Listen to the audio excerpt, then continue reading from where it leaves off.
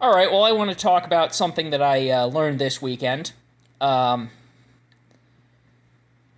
you want to calibrate how much attention you give to women on an individual basis. Um, so, the basis of the red pill, obviously, is one of the first things that you learn if you're familiar with the red pill is you don't want to give women more attention than they're giving you.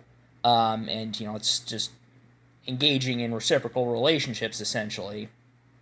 From the very beginning, though, from the first interaction, that's what I take from that part of the red pill. Um, so if a woman's sort of brushing you off, ignoring you, you're not obligated to keep giving her attention, and if you're still looking over at her to see if she'll notice you, that sort of thing. You're signaling to her that you're desperate and she can take advantage of you, and you don't want to do that. Um, but you might also get vibes from other women you talk to that maybe they'd like a little bit more attention from you. Um, and I've noticed this. I was actually in a place where I was feeling sort of kind of depressed because there was this lady who I interact with frequently, or at least see frequently, and she was kind of ignoring me. So I was kind of feeling like crap because of that. And then I ran into this other lady, and I didn't really engage with her, but I could get some vibes from her where I could tell that she really. I think what the woman I'm thinking of wanted was for me to be friendly to her, and then I think a little bit, try to impress her, because that's what women want from men. Um, and so I think that she was actually kind of sad that I wouldn't talk to her. And the way you want to go about this, if you think that there's a woman who's in that category, is first of all you have to be willing to pay attention to women who aren't constantly trying to get attention from you. Because some women, the cluster B personality types, and actually probably a lot of SJWs, because I have a friend who's good at understanding people, and he's told me he thinks that the psychology of the social justice crowd is similar to people who are narcissistic. Um, but they're constantly trying to get attention from you because they want to be the center of attention. So you have to be willing to pay attention to women who aren't trying to be the center of attention.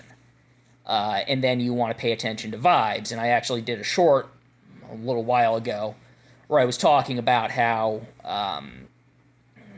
the vibes you want to look for are, one, is this person basically a Christian?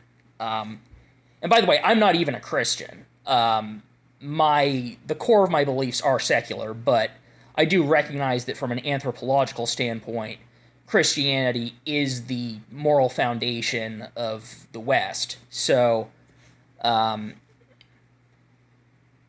someone who is either Christian or has moved away from Christianity in a positive direction, not in the direction of becoming a Marxist or some stupid crap like that. Um, Someone like that is, well, one, you want to be in that category, either, assuming that you're secular minded. You want to have well thought out reasons why you disagree with everything that you disagree with Christians on.